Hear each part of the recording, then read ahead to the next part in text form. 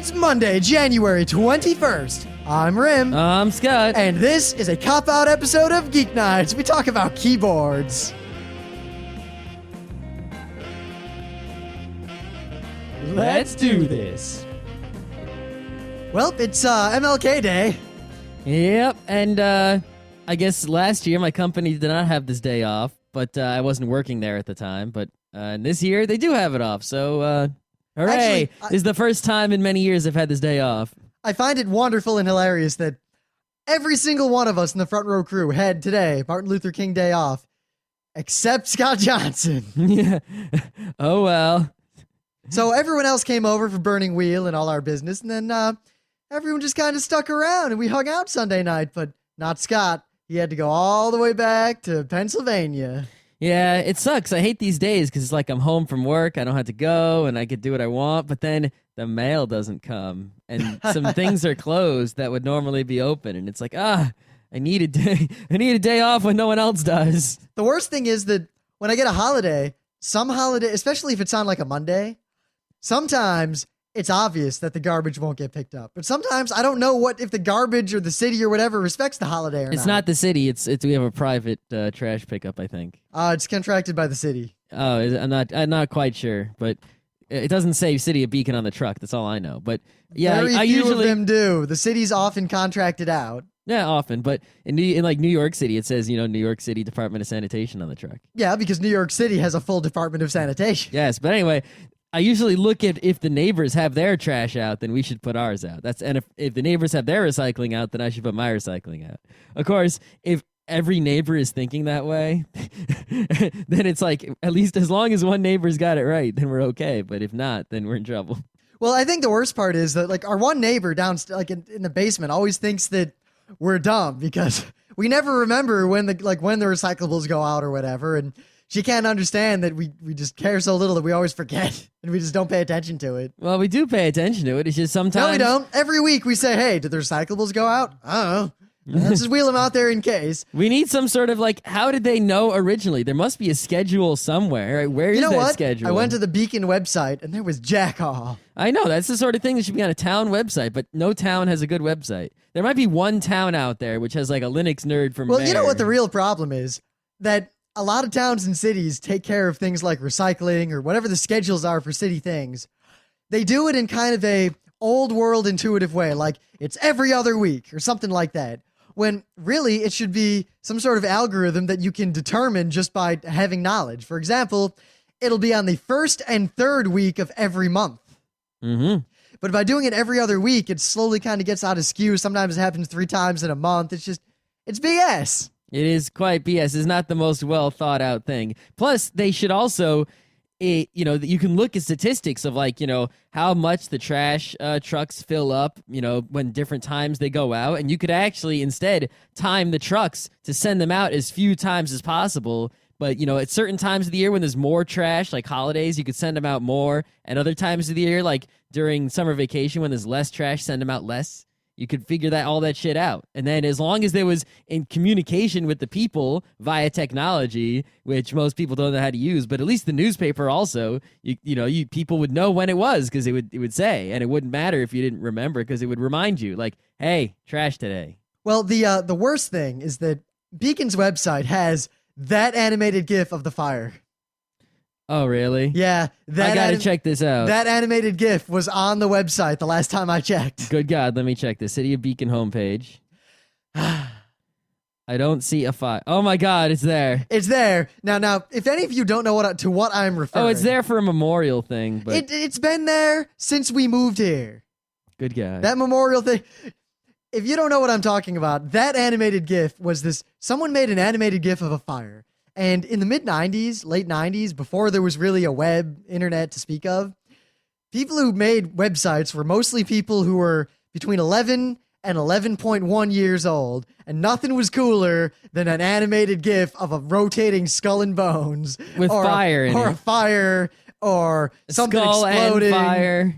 People would always have like that email me link at the bottom in the email box. An email with a skull on fire.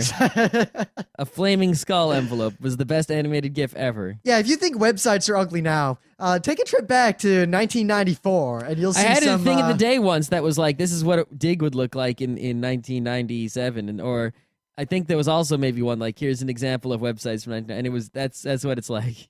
So anyway, in the news, I don't think we have a lot to talk about because aside from the stock market collapsing and Sprint being completely fucked and all that sort of fun stuff, something much more important happened last week that we didn't talk about. Well, isn't that it's not that important really, but yeah, last week, it was Monday, it was Sci-Tech Day, and we knew that on Tuesday Steve Jobs was going to open his big fat mouth again. And this was important to me because I am going to buy a laptop, and all the rumors were that Apple was going to announce something with a laptop. And, just being, even if I probably wasn't going to get an Apple, but there was a decent chance, a non-zero chance that Apple was going to announce a laptop product that would have been exactly what I wanted. And yeah, it was a non-zero chance. It was actually a pretty good But now chance. we've determined that it is a zero chance. Yeah, so what all was announced at Macworld? Well, one, the new laptop is not a 12-inch MacBook Pro. Thank you, fanboys making stuff up. Mm-hmm. It is, in fact, a very, very thin and largely useless laptop. Yeah, I mean, basically, the thinness is good. The battery life is not as good as the battery life I have, which is 9 hours, but theirs is 5 hours. But 5 hours is still pretty respectable compared to other laptops, which are like 2, 1 hour, right? So it's not bad. It's thin, it's light, it's wicked light. It's got the wireless. It's got a good enough keyboard. It's got the multi-touch touchpad. That's good. The resolution is pretty decent, but it's 13 inches, where I have almost the same resolution, but my laptop's only 10.6 inches. So, it's $1,800, I think, about $1,799. It's $1,800 for the basic standard one that doesn't have all the good stuff. Yeah, that's the tricky part. See, basically, mine is $1,650 for the base, but then I customized mine up to like $2,000. Yeah, and I'm probably just going to get the next iteration of Scott's. Yeah, I have the P7230, but I think they're coming out with like a P8 something. But no, there are two, in fact, MacBook Airs. There is the well, they don't actually have names. There's the one and the other one. Now, they both have Intel Core 2 Duos, but the slightly better one has a 1.8 gigahertz instead of a 1.6 gigahertz. And how much more does it cost to upgrade that particular I'm getting feature? to that. And also, the normal one has an 80 gigabyte, regular hard drive. The slightly better one has a 64 gigabyte solid state drive. Uh-huh. So, and that's the only difference. Yeah, I have a 16 gigabyte solid state drive that I bought aftermarket and put into my laptop because Ubuntu killed the normal hard drive. But yeah, that was like $200. So a 64 gigabyte one, that's got to be wicked monies. Now, the difference between these two is 0.2 gigahertz more and a solid state drive. Well, the solid state drive is a huge improvement, especially if it's 64 gigs. Oh, yeah. But it's you don't need a 64 gig solid state drive. That's ludicrous. The difference in price, the normal one is $1,800 all told. It's $1,790. It's $1,800. The other one's $3,000? $3,100. That's more than the 8-core Mac Pro. More. It's more money to get that thing than and the only 8-core difference Mac Pro. is a solid state drive and 0.2 more gigahertz. Well, I guess it's 0.2 times 2 more gigahertz, but still, that's not going to be that much of a difference. No, it's not that much. That's pretty stupid if you buy that one. That's all I can say. Now, the real deal is when I saw it, I saw, oh, it's really thin. Hey, you brought it out in a manila envelope. Ha, ha, ha, ha, ha. I get it. It is stupidly thin. Like, it's crazily, amazingly thin. Yeah. But the problem is that in order to make it so thin, they had to cut some things out, which is understandable. There's no way you can make something thinner without cutting something out. The problem is they cut out too much. First of all, there's only one USB port. Now, that's not too bad, except until you realize that you can't plug your iPod in and also, say, use a USB mouse at the same time.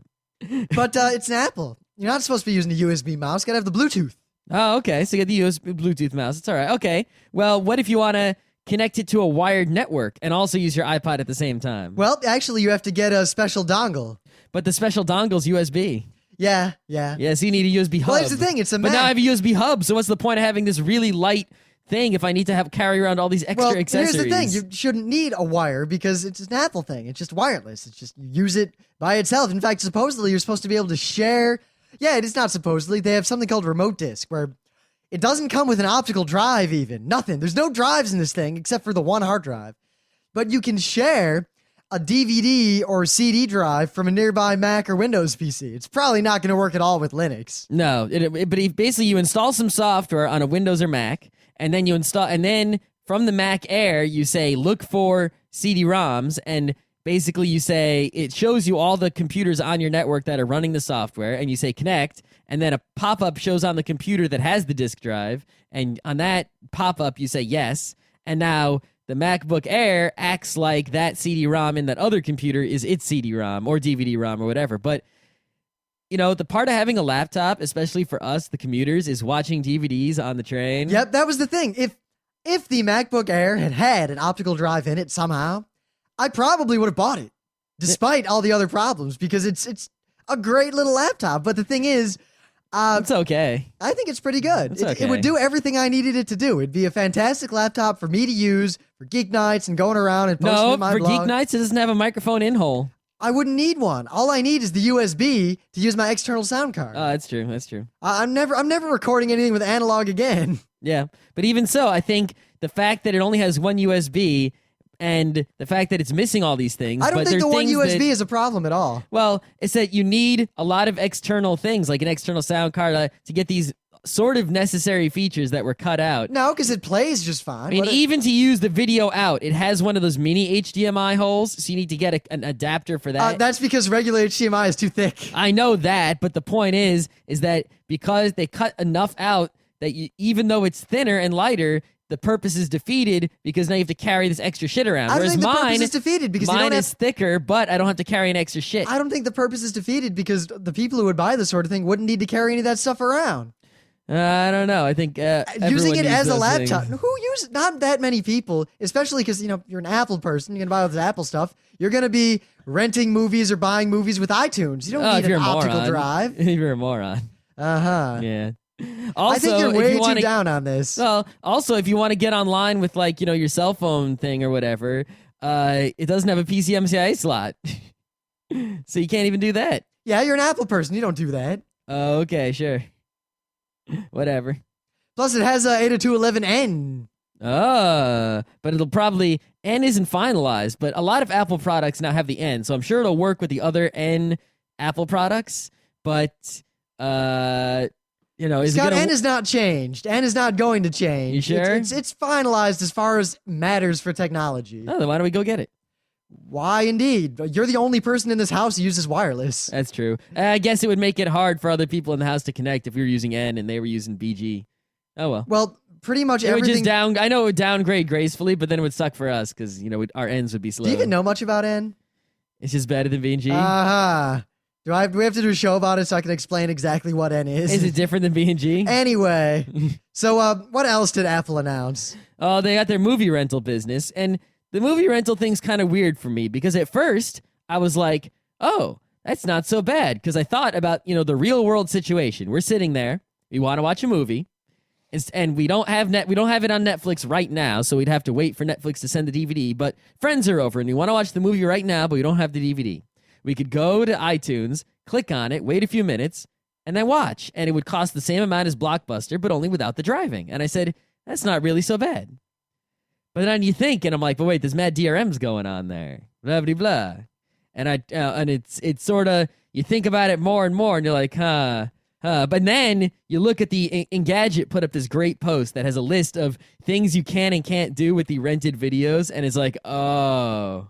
Well, plus the thing is, then Netflix, you can pretty much do 1,000,000 times more with Netflix. Yeah, Netflix sort of undercut Apple because a few days before Apple made this announcement, Netflix announced they were going to remove most of the restrictions on their, on-demand, go to their website, watch video service, which is great. Even though that's DRM'd, you're going there and you're watching the movie somewhat streaming-ish, so it's not, it's not like you're not. You don't think you're buying it or renting it. You're going and you're watching it, and you can go. Of course, and you're paying. We decided, for it. All right, we don't even use Linux downstairs. We have a real, legitimate operating system as far as old world, poorly run businesses consider. It's a Mac. It's a standard Mac, and it's hooked up to the TV. Why don't we just go to Netflix and watch stuff like that? I'll use the Netflix thing. It doesn't work on Macs at all. It even says will not work on a Mac. Yep, the Netflix thing is Windows only. I guess that's part of their DRM bullshit. So it's really not a good situation for people who want to download movies right now and watch them on some of a cheaper rental basis. I'd be willing to pay even a lot more to just be able to watch movies on my computer downloaded. Yep. I'd be willing to pay quite a bit for that, but every possible way to do that is just poorly done and not worth them.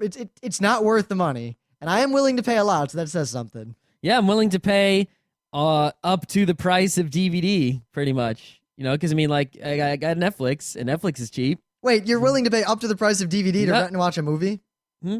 To rent a movie? Oh, to rent it? No. But I meant just to see it. I don't want to keep it. Oh, just to see it? Yeah. In fact, I try not to buy DVDs anymore because I don't want to keep them in the house. We have all the DVDs we have just pile up. Yeah, well, just to see it, I would pay, Netflix divided by discs divided by time, That's sadly, we don't even watch our Netflixes. But well, you didn't mail them back. I bet you if you mail back the Shinjuku Triad Society piece of crap. The only reason we watched that movie is because we had a free day. I know, but if you sent that back, we might get something we'd be excited about watching. I think the real problem is just that we don't have a lot of time to watch movies anymore. Maybe we just need a new determination of movie watching. I mean, I've had a new determination of anime watching recently, and it's kind of working out. Yeah, I don't know. Maybe if we stop playing video games. I'm not playing so many video games, even though I should. Except Punch-Out!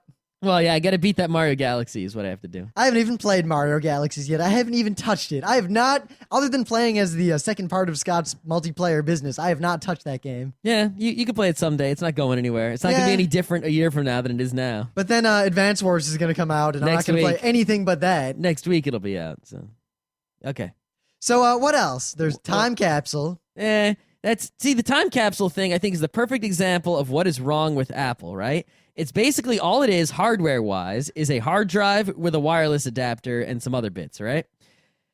A hard drive with a wireless adapter. There's a lot you could do with that. They could have made a wireless NAS device, which is incredibly powerful and useful. And it's not too bad, considering the price, But what they do is the software they put on it, you pretty much can only use it for a time capsule. You can't use that hard drive as a NAS or a network file server or anything. At least maybe you could hack it to do that, but that's not what it does out of the box.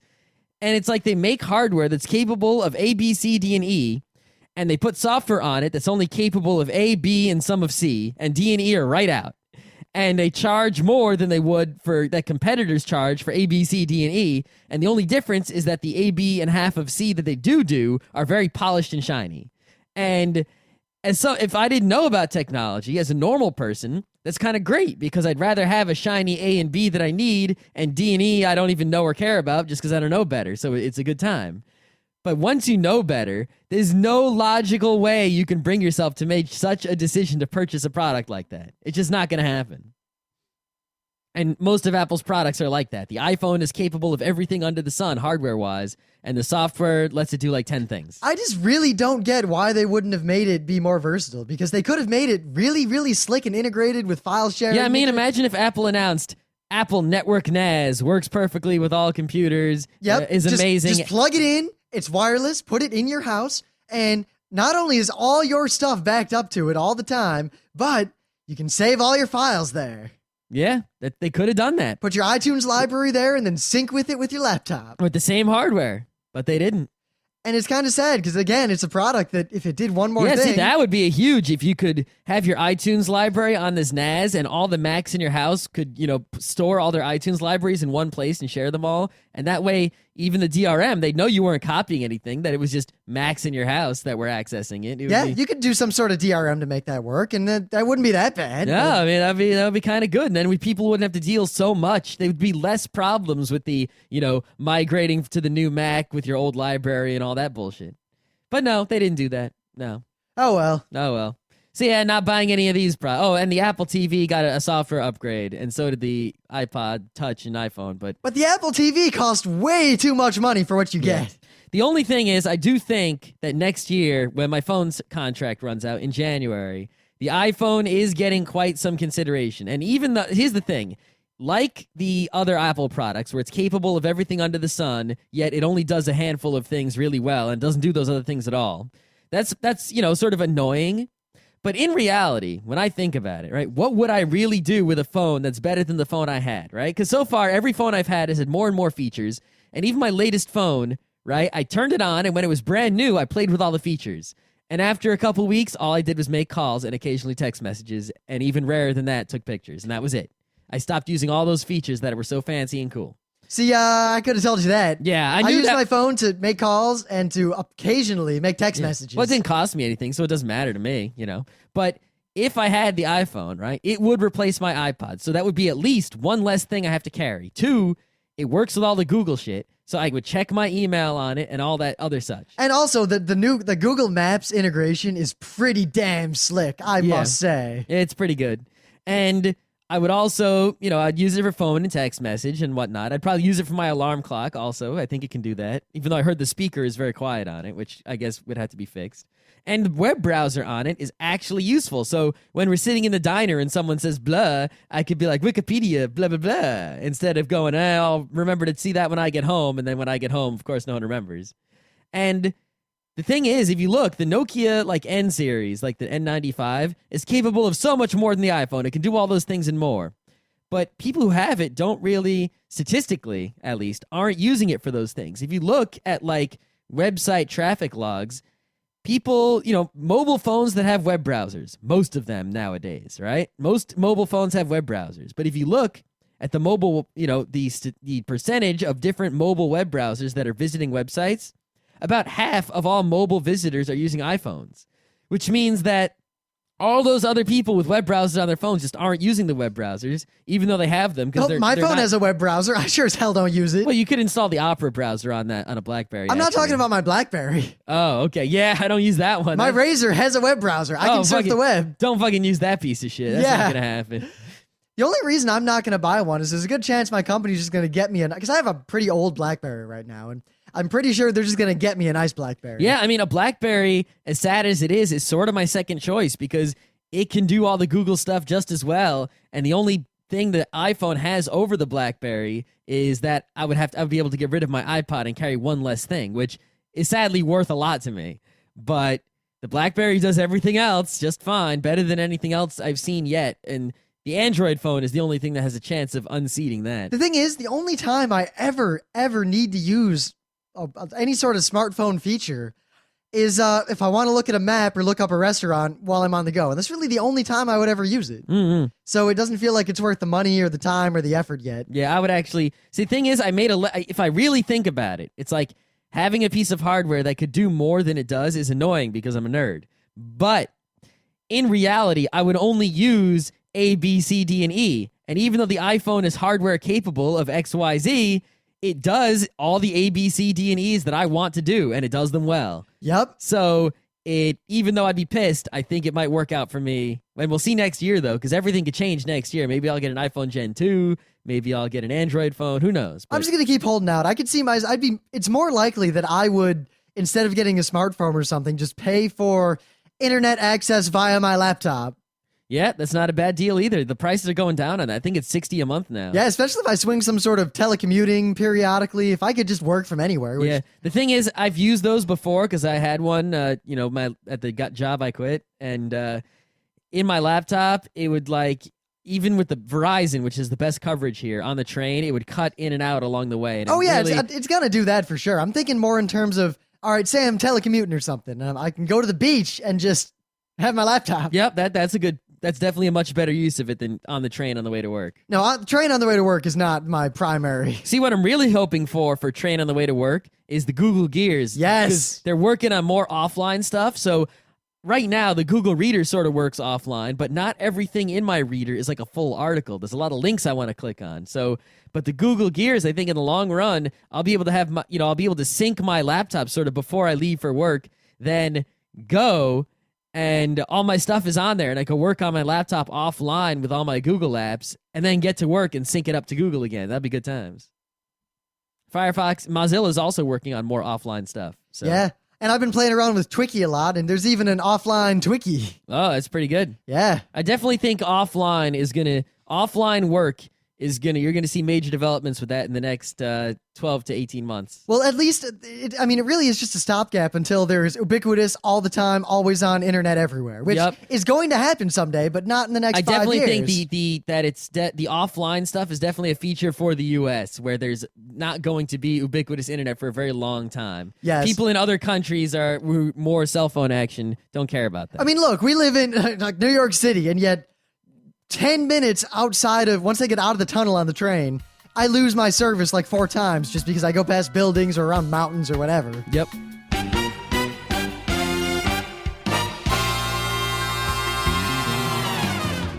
So, things of the day.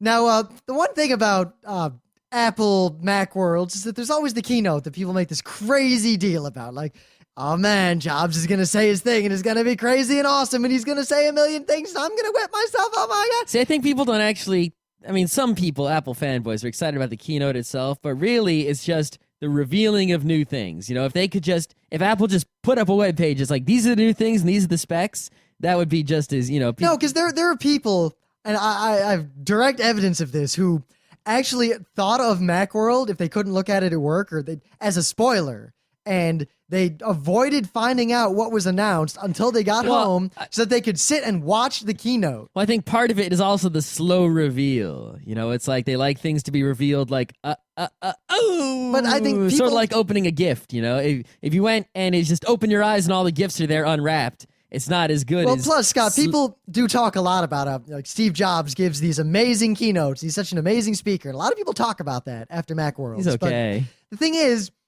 as someone has so wonderfully shown us on YouTube, he basically only talked for 60 seconds, and everything else he said was fluff. Yeah, this is a pretty good thing of the day. Yeah, here. Check out this video. It's just everything that mattered from the keynote from Macworld this year in 60 seconds. And actually, a significant part of that video was fooling around stuff that didn't even need to be there. It could have been done in like 30 seconds. Better. Yeah. All right. This is from 1993 or 2003, I think. Not 93, 2003. So this is pretty. Why would you say 1993? I was being stupid. Okay. So this is actually pretty old, but it's new to me, so who gives a shit? What this is a robot arm, and it's like a top-of-the-line robot arm. It can pretty much move in any way that a robot arm can move, and in all axes, and it's got a little hand that can grip and move and do all this stuff, right? So people write software to make the robot arm do things that is cool or useful, and then those people go on to write the software for robot arms in factories that do useful things like make cars or chips and whatnot. But in college, you make the robot arm do funny things, and this is why it's my thing of the day. The first video on this page is describing how they got not describing, but it's an attempt to make the robot arm make a clock. Well, more like 30 attempts or so. Yeah, there's a whole bunch of different ways. Like, what if we do it this way? What if we do it that way? The one way I really like is when they make a digital clock with numbers, and the arm moves the red sticks around to draw the numbers, and then it counts to 60, and then it moves the hands around to change the minute again. Granted, I was a fan most of all of the cop-out of just have it hold a stick that goes in a circle like the arm of a clock. Yeah, it holds a stick, and it rotates the stick like the arm of a clock. And then occasionally picks up the other stick and rotates it. So that's the top video on this page. Then there's a whole bunch of other like descriptions of the math and how robot arms work and cool stuff. But he keeps scrolling down. There's another little video here. Which is a competition they had of basically these Denso 6DOF robot arms, right? And the competition is you have 2 robot arms, and there's a piece of wood going from one to the other, and there's a goal at either end of each piece of wood, and there's 3 pegs, right? And you can program the robot arm to do whatever you want, and the goal is to get your 3 pegs into the other guy's goal, while also not letting his 3 pegs get into your goal, but both robot arms are activated at the same time. So it's like, if you just try to score right away, you might leave yourself open unless you find some tricky way to score while also defending. Or if you defend right away, then they might knock your pegs over, which you're done if that happens.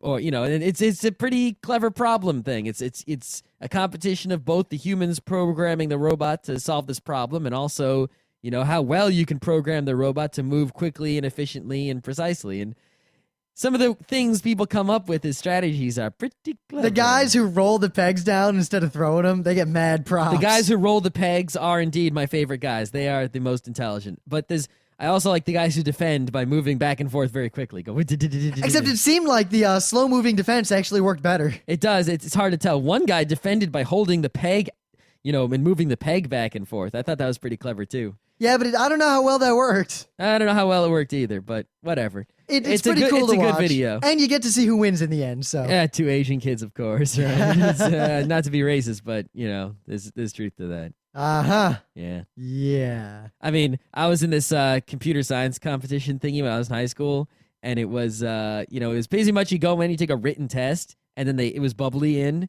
and then they go and they, I could probably get 100 on that test now, but in that day, not really. And then they go and they, run the test through these bubble scanners, and then they say who wins, and it was Asian kids. So.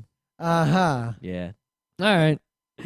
So, today, we're going to talk about mice and keyboards. We realized we did a special on mice, but we actually have quite a bit to say about keyboards here. Mostly, I can boil it up pretty simply. Keyboards should be pretty standard. People who change the layout around suck. And particularly, Dvorak is a dumb idea. That's right. That's about all I have to say. Well, I think there's more too. We can get to specifics here. Back in the day, there was the IBM XT keyboard, which as far as I'm concerned is the keyboard. Everything else is just a hack compared to that. Well, except for the fact that it's loud as hell. It is loud. I do like keyboards to be quiet. Actually, it's weird. I don't mind if my keyboard is loud as hell, but if other people's keyboards are loud, it really, really bothers me. He complains all the time about my typing. I need other people to have quiet keyboards, like no noise. Well, if I'm going to have a quiet keyboard, then you certainly don't get to have a loud keyboard. No, that's why I don't have a loud one. It's only fair. But I don't like the IBM XT keyboard because it's loud. Even that's just I think that's the only reason you like it. No, I like it because of the tactility of the keys, which happens to go along with loudness. A byproduct of the spring-loaded keys that go click, click, click is the noise they make. If there was a way to make that silent, I wouldn't mind. But yeah, I really like keys that go click, click, click with springs. They're really hard to push, and when you do push them down, they go click, and then they bounce back really hard. See, actually, I prefer the membranes because they give a lot of resistance up front, but once that is overcome, then the resistance drops off, and it's much more pleasant to type on. Yeah, I pretty much use all membrane keyboards, but I would like a spring-loaded keyboard, but why? They're too much money. When was the last time you used one? They're very not comfortable to type on, and there's a lot more key travel per. You tire yourself out fast. It's a bad idea. They're not good. Actually, the spring-loaded happy hacking keyboard, I would get it, but it's too much money.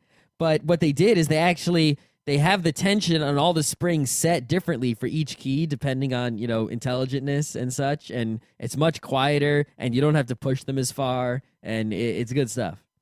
Anyway, so yeah, that was the keyboard, but it was too big, it was too loud, it went out of style. So since then, people have gotten rid of a lot of the useless keys that were on that thing, and we pretty much boiled it down to escape, the F keys, those three, the print screen and those other keys, Yeah, the ones that no one knows what they do. Yeah, the numpad, the 4 arrows, the 6 buttons above the arrows, and then the keyboard with Control and Alt, right? Now, what's always bothered me is that more and more I always find it difficult to get a standard keyboard that has all the keys that have always been on keyboards in the proper places without anything weird or strange or different or special or...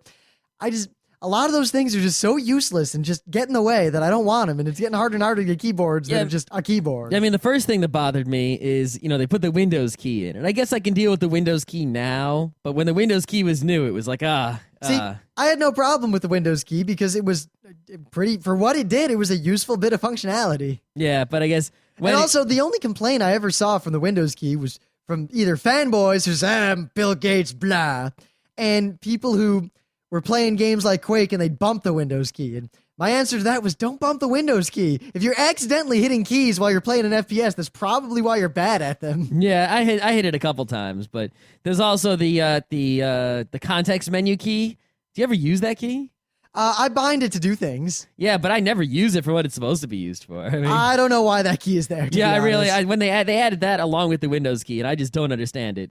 I looked down, I forgot about that key, and then I looked down while Scott said that, and sure enough, there it is. There it is. And it's right in between the right control and the right alt. I just hit it, And a context menu came up for Firefox. Yeah. Wow. Yeah. And I hit the arrows, now I'm in the context menu. Yeah. You know, it's actually kind of useful. Yeah, it's in a bad place though. I mean, Yeah, it would. I'd put it where caps lock is, I think. well, I wouldn't put it where caps lock is. Why? I don't use caps lock. I don't use caps lock either, but you know what I put where caps lock is? Control. Control, because you know what? People don't use enough keyboard shortcuts. Keyboard shortcuts are the way to go. I mean, if you want to use your computer, people always want faster computers, right? Oh, it takes too long to do things. You know what takes a long time? Using the mouse for absolutely everything. Think about how long it takes to move the mouse. Click, move the mouse. Well, granted, that problem can be solved, and we've talked about this before. You should probably be using a really, really high sensitivity on your mouse. That too, but think even if you had the high sensitivity mouse, right? Even especially copy paste. Copy paste is the greatest example. What's faster? Control C, Control V. While you can mouse and keyboard at the same time. I argue that what's faster is highlight and then middle click. That's true, but Windows doesn't do that. My point is that, Firefox, open a new tab, Control T. That's the way to do it. It's the fastest way. There's no faster way. I mean, if you're opening a link in a tab, you can middle click on it. That's fine.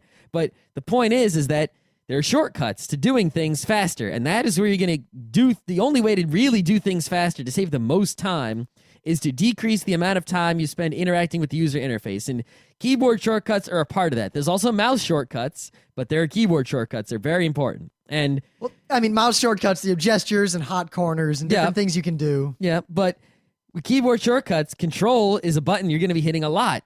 And Caps Lock is a completely useless button that has no purpose in the modern world. Caps Lock has some minor purposes. If you're writing in BASIC or something. Caps Lock is really useful if you're interacting with old software. Yep. Or if you're doing like medical data entry or any sort of like factory kind of data entry stuff. Yep. But see, I guess if it's old software that requires all caps, then Caps Lock has a use. But modern software that wants all caps can just check to see if you input it a lowercase and automatically uppercase it.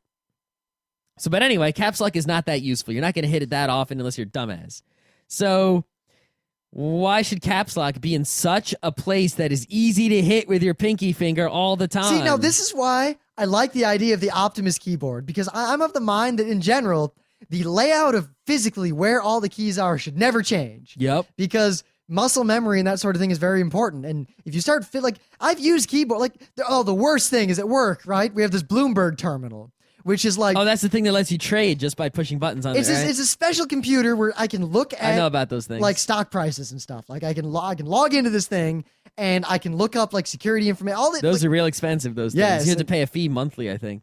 But it's funny, I can scan my fingerprint on it and it logs me in. And I can hit a button and then I will be in a video chat with someone at Bloomberg. Yep. Immediately to get help. Yep. But the keyboard physically is a little bit off. So the Caps Lock key is slightly bigger than it should be. And by default, no matter what, unless I'm really careful, I'll hit Caps Lock every time I mean to hit A. Every single time. It's so bad. It's awful. It's awful. But yeah, on pretty much every computer I use, I turn Caps Lock into Control, because Control is very important for many keyboard shortcuts, especially in Firefox, which is the program I use most. And Caps Lock is much easier to hit than Control. Control's all the way in the corner. I have to move my pinky real far to hit it, and it makes it hard to, also hit other letters. But if I use Caps Lock as Control, suddenly keyboard shortcuts are actually shortcuts, and it's comfortable, and it's good times. Now, in terms of muscle memory, I mean, in the Optimus, I think that in general, changing the meta keys in different configurations is probably, you could do that to be a more efficient typist or whatever, but I'm of the mind that changing the locations of primary use keys, letters and numbers, is a bad idea. That is why Dvorak is a bad idea. Dvorak is a bad idea. I mean, Dvorak, if you don't know, is basically, the idea of Dvorak is this. Look at the way the letters on the keyboard are laid out, right? QWERTY is what you see in the top left, and that's why it's called QWERTY. QWERTY, right? Now, on a Dvorak... Asdifgehickle. Right, on a Dvorak keyboard... And then Skippendimen. Yes, on a Dvorak keyboard, the idea is that the letters you hit the most should be under your fingers. So, like, the left hand is like your four fingers are on like A, O, E, U, the vowels, and like your right hand, I think, is like RSTLN, something like that. I'm not sure exactly, but it's all the very frequently hit letters are right under your fingers. So logically, if you're typing normal text, you're moving your fingers less and you're alternating more because like the vowels are on the left and the consonants are on the right, and you generally kind of alternate them a little bit. So it's pretty well thought out from that logical standpoint. The problem is the reality does not match the logic. Well, the thing is, a lot of people who use Dvorak layouts have a very fundamental misunderstanding of what Dvorak is and what problem it is theoretically going to solve. Because the argument I always hear is that, yeah, QWERTY was designed back in the days of typewriters, and typewriters jammed if you type too quickly. So QWERTY was designed to slow you down so that you couldn't cause a problem. That's not true. In fact, QWERTY is one of the, if you look at statistically, like not in terms of human use, but in terms of positioning of letters, statistically, as opposed to a random layout, QWERTY is in the very, very top percentile of very efficient layouts already. Because it's designed, they didn't want the keyboards to jam. So the best way to make them not jam is to make sure that on average, you will not hit two keys that are next to each other very close to each other time-wise. Yeah, that's why people always talk about secretaries is or stewardesses is one of the few, one of the longest words you can type on one hand on a QWERTY keyboard, because there aren't too many words you can type on one hand on a QWERTY keyboard. It's designed to make you alternate, not to make you go slow, but for you to alternate. That way, the typewriter, which has the hammers coming from both sides, won't hit two on the same side at the same time, and it'll screw up. So alternating like that between left hand and right hand is pretty much the most efficient way a human being can type as far as we've seen. I mean, you can make a layout that if someone learned it, would be faster than QWERTY, but QWERTY is fast enough. And the fact that it's already standard on so many keyboards around the world just, makes it so much better. It's like, why should we change from something that's 90% good to something 92% good, which would have no significant advantage, considering that everyone's going to have to relearn it. Now, I don't want to make this the QWERTY Dvorak show, but no. It is my opinion that the vast majority of people who use Dvorak do it for pretentious, I'm better than you, I'm different than your reasons, and don't actually understand. And they always come up with claims like, I'm so much more comfortable doing it this way. I'm so much faster doing it this way. There has never been a study that showed any usefulness of Dvorak over QWERTY. Yes, and while, individual anecdotes may say so, every study of, typing speed and comfort and, I guess, what's it called? The wrist problem? Anyway. Yeah. Carpal tunnel and all that. Carpal tunnel, RSI, repetitive stress injuries. No, there's been no link between any of that and QWERTY versus Dvorak. Dvorak is not scientifically shown to be better in any way, and many studies show it being it's not significantly better. It's not worth learning. It's kind of a dumb idea for nerds. But I always found it interesting. I think back to when I was a kid and I didn't know how to type. But then again, typing was not commonly done by kids. Like computers were still I didn't learn I was using computers a lot, since I was, kindergarten. And I didn't learn to type until 10th, 11th grade. The funny thing is, I remember I was an awful typist, and they always at school tried to make us use these programs to teach you how to type, and those didn't really work. No, not at all. So I remember when I learned how to type was when I got ICQ, and I made friends around the world, back when there weren't that many people online. So if you just talk to a random person, odds were they were pretty cool. And I still to this day have a few friends around the world that I met through ICQ back in the day. And typing to friends online, I learned how to type really, really well, really, really quickly. The only way to learn how to type is just to type. Don't take classes. Just Actually, funnily enough, I learned how to type from a class in my school with this old lady on these IBM XT keyboards. Really? Yeah. I mean, part of it was really, it's part of it was, there was a program, but the program was mostly just something to test what I learned. It was weird because taking the class at first, I was just doing it and I felt I had felt before, just in all those other classes, we're using a program and I wasn't learning how to type. We were using the original Microsoft Word or whatever, and I didn't feel like I was learning how to type, but amazingly enough, somehow I came out of it typing and I was like, holy shit. It was amazing. But I feel like, and it's not really an interesting to say, but definitely being able to type is pretty much a fundamental skill of the world now. Yes. If I see someone under the age of 40 who cannot type very quickly and they don't have an injury or a reason physically that they cannot type, they're going to have problems. Yeah, I mean, typing is if I see someone not typing properly or speedily or in a good way, that's you can't read. Now, I It's wouldn't, like, I wouldn't wow, necessarily you say can't- properly because there are a lot of people type in a lot of really weird ways. And I like think you. the thing is, the only weird thing is I don't use the home row. I type, QWERTY standard, nothing special, but I type I float my hands around the keyboard back and forth. And there's no like default place where my hands are, but I can type really, really freaking quick, so I think it works. Yeah. I mean, I type, I use the home row action, but, it's sort of like DDR in a way where I don't always move the finger back to the home row. Sometimes I'll leave them hanging out there. But, my hand position generally stays in such a way where if I do reset, I'm on the home row. I know Scott always yells at me that I type loud. You do type loud. I don't know. Maybe it's because I play the piano or something, but I always hit the keyboard really hard. I think I need a more beefy keyboard to stand up to me. Yeah, I try to hit the keys just hard enough. Like I tap, tap, tap, tap, tap, tap. Try to just, make them register just once because I have it set where if you hold it down a little bit too much, if you hit it too hard, you'll type like 2 or 3 letters. The weird thing, though, is I got this Logitech keyboard, and I got it because way back when I needed a new keyboard, suddenly, at RIT, this was the only keyboard in the entire store that had the proper layout of keys and didn't have anything weird on it. Yeah, I mean, you look at keyboards today, and I mean, laptop is an exception because a laptop, you have to rearrange the keys and use an FN key in order to fit all those things onto a small space. That's acceptable, right? The problem is a lot of normal keyboards have no reason at all to be, change the layout. Like they move all the keys around nowadays. Like they'll make the enter key double big and they'll put backspace over by tab or something. Why? Why do you do that? Or like they'll make that, I guess older keyboards use the L-shaped enter key and the top, that shouldn't be. You need the backspace in the pipe there. That's what belongs there. The backspace in the pipe, not the L-shaped enter key. Screw that. Now, the worst thing is a lot of people get rid of the numpad. Now, I can see getting rid of the numpad if you like a purpose-built keyboard, like on a laptop or whatever, but the numpad is the most efficient way to enter numbers. The numpad is the most efficient way if you're entering numbers. Because I learned 10 key. My first job I ever had working for the census, part of what I did was 10 key data entry for like HR and payroll. And if you learn 10 key, you can put data into a computer really freaking quick, and you can type numbers like you wouldn't believe. Yeah. See, the keyboard I use is the Happy Hacking keyboard, right? And I use it for many reasons. First of all, it's USB, right? And it's got a USB hub in it, so it has 2 USB holes on it, which is really cool. And it doesn't have a numpad, and it's nice and small. And the advantages of it are it's small, the keys are high quality, caps lock is control. So even if the operating system doesn't let you turn caps lock into control, caps lock is control, so it doesn't fucking matter, right? All the keys, it doesn't have a numpad, but everything else is laid out really just perfectly.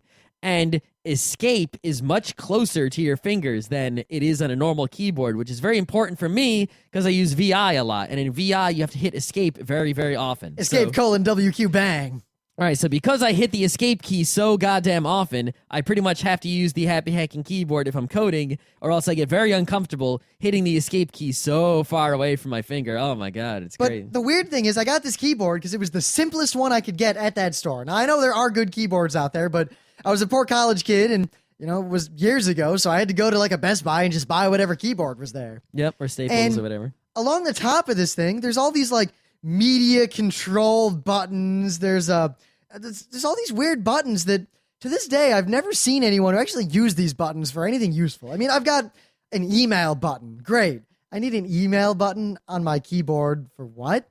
Yeah, to open your email program. And I've got a messenger/SMS button. To open up your a webcam program. button, an iTouch button, a search button, a shopping button. Yeah. Yeah, shopping. That's a useful button. What's it? You push it, it goes to Amazon. Push it, it just charges something random to my credit card. Yeah. I mean, like, a lot of the modern keyboards that you will buy at the store have all these crazy buttons on them. And some of them, I like the volume buttons. The volume control on the keyboard I like. And the other thing I like, but I use it for a weird purpose, is I have the, Winamp control suite on the top of here. It's, like track, left, right, play, pause, whatever. I like those too. But I never use those for that because I never need to do that on the keyboard. It's never something I need to do. But I always bind those sorts of things to move windows between desktops. See, I'd use keyboard shortcuts for that, so yeah. But anyway, yeah, though a lot of those keys, they stick them on there, and it's just, I don't like it. It's not... Most of them are not useful. And like I have an external numpad, so I can do 10 key data entry when I need to. It's a USB numpad.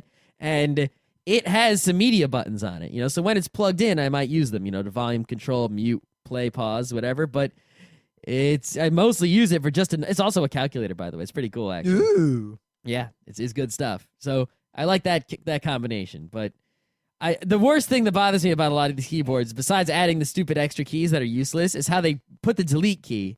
I guess people hit Control-Delete so often that they got rid of the insert key, and the delete key sort of eats it up. I use the insert key. The insert key does stuff. It does do stuff, and I use it quite often, like to do shift page insert, to do pastes in Vim and stuff like that. Or also if I want to turn on overwrite, if I'm editing some sort of configuration file. Yeah. Well, I guess in Vim you don't use insert to do that, but no, but in Word I do that. Yeah, in Word you do that, sure. And fucking I think they put it somewhere else on the keyboard, but they make the delete key so much bigger and they make it eat up the insert key and they move the insert key. It's not good. Don't do that. Why are you doing that? You're changing something that's not broken. If it's not broke, don't fix it. All right. You got anything else to say about keyboards? I don't know. This was kind of a cop-out show, but what do you want? What do you want on a holiday where we're Don't worry. Tomorrow we're talking about one of the greatest games to ever be released for the Nintendo Entertainment System. Yes, we are. And we're going to talk a little bit about some the interesting technology related to that one. That's how I linked this in. Oh, because it used a special chip, maybe. Oh, maybe people might have figured it out. They better have. If you're a Nintendo fan and you don't know what Nintendo game we're talking about, you're a sad, sad Nintendo fan.